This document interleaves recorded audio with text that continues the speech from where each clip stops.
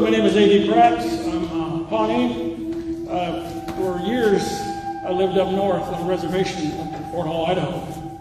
Now, that area is known for a lot of activity, just about anything. Ghosts, gargoyles, I mean, you name it, they have it. I've witnessed it, I've seen a lot of things happen there. Through the years, when I was younger, I used to sit there and sing for sun dancers. We'd go up there in the hills, be up there all night singing. You know, having a good time, laughing. One year, we was up there singing, and there must have been about 15 of us around the drum. You could hear the whistles going off. They were dancing. Pitch black out there. No lights, nothing. We're sitting there, and all of a sudden, everybody kind of like, look, and we're still singing. We stopped and kind of turned. Bigfoot had walked in this arena. He sat there and he watched everybody sing and dance.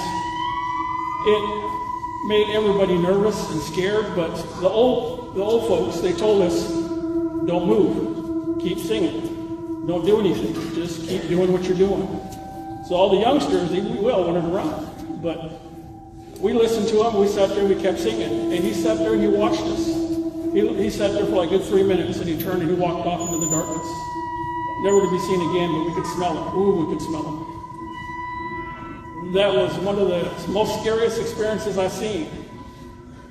Now, fast forward years later, I worked at a truck stop on the same reservation.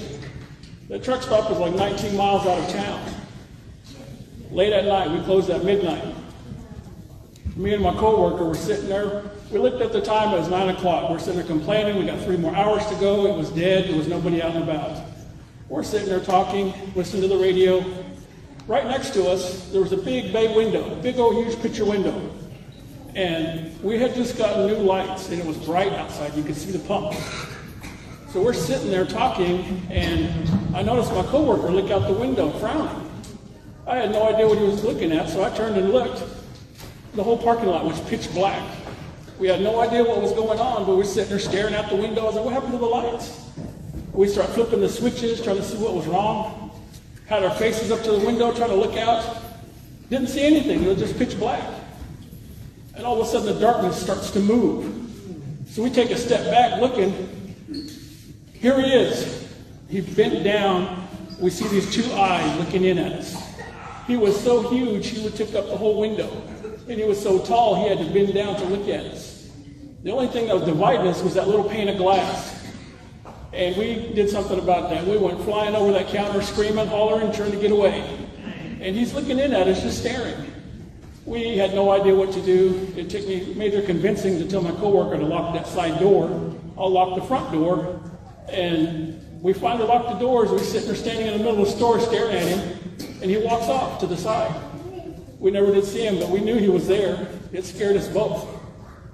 We had no idea what to do afterwards. So 9:15, we closed the store. We wasn't sticking around for nothing. We called our boss and told her we're closing. And she was asking us why. We told her we will tell you in person. We left that store, and it usually takes us half an hour to get home back to the reservation. We made it in 10 minutes. We got to the boss's house, and we told her what had happened. And she agreed with us. It was a good thing we did, close the store. And it scared us all. And it took us a long time in convincing to work nights again, but we did. Now, fast forward years later, I got a job at the casino. The casino was built next door to that gas station, and I was a cashier in that store, and we're sitting there late night, and I don't know if it's an unwritten policy, but their tribe has told their workers, their surveillance officers, if you see anything on cameras, document it and delete it. Don't show nobody, don't tell anybody about it, just delete it. Well, you know how nosy Indians are, they're going to tell everybody. Everybody is working, hey, come here, come look. So I got to work one day, and my coworker, surveillance officer, come out.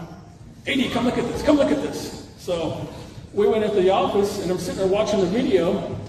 Now, behind the casino, there was this huge dumpster, big old large dumpster. It had to be about 10 feet tall. The gas station made hot food. When they didn't sell it, they would throw it in that trash can. So I'm sitting there watching this video. You could see him walk up to that dumpster like no problem, reach in and grab the bag of food, and he walked off into the darkness, right off the camera. And it was shocking to see him on video. I mean, just knowing, I've seen him twice before. And I told stories about what I saw years before next door, and what I saw at the Sundance. A lot of them, they were all amazed. They had no idea, it was scary to them just to see it on video. And it was scary to them just to hear that somebody had seen him in person. It was just the most terrifying thing, just to see him on video again. I'm like, oh my goodness. Now, years later, I'm going home. I mean, it still gives me chills thinking about it. I'm going home, and I lived 5 miles out of town, in the field, middle of nowhere. I'm going down the road, and it was late at night, got off work, and I'm tired, and I'm sitting there, and I look over. I don't know what possessed me to look to my left. I looked over, and I could see something running with me in the field next to me. And I'm going about 50 miles an hour, and whatever it was keeping pace with me. And it was big and large, and it was just running with me. I couldn't take it. I gunned that thing to get home. I went flying to the house. And my parents, they had about 15, 16 dogs. Reservation dogs, they just come where there's food. I went flying into the driveway, ran up to the house, and all them dogs, they start barking. They went crazy. They had no idea what was going on, but they knew it wasn't right. I ran in the house, and my mom and dad were looking at me. They knew I was scared. And I told them what had happened. They said something was following me home. It was chasing me. Oh man, my mom got on the phone, started calling people. All the uncles and cousins, they all came up. They're sitting over there, start praying for us. A lot of them brought weapons. They're sitting there scared. It was in the middle of nowhere, pitch black. We were all scared. We had no idea that he was standing across the field next to a tree staring at us. And the only thing he wanted was our dogs. We didn't know this. We stayed up all night, but you can hear them dogs barking, and one of them would yelp. We'd miss one. The next morning, we're sitting there looking around. We had 10 dogs left. Somewhere through the night, he'd grab them. We had no idea what was going on. We just knew that it was a good thing. So we went and told my grandpa about it. My grandpa said he was hungry. Months before, some Indians that went up into the hills hunting, and they ran across him. And they took one of his kills away. They found it, drug it down the hill. They seen it had been mutilated. They didn't know any better. They threw it in the back of their pickup to show their fishing game. As they're driving, they could hear it screaming. It scared them, so they took off. The old elders told us that they had taken his food. So he was mad. He was looking for anybody or anything to replace it. And I guess he was looking at the dogs all that time. That was a scary experience that I'll never forget. Just to see him and hear him. I mean, the smell of it was terrible. But you can hear him across the valley when he would holler. And he would make a path from the mountains all the way down to the wetlands. Every winter or spring, you knew he was on the move. There was always reports somebody would see him. And it was very terrible up there, but you deal with it.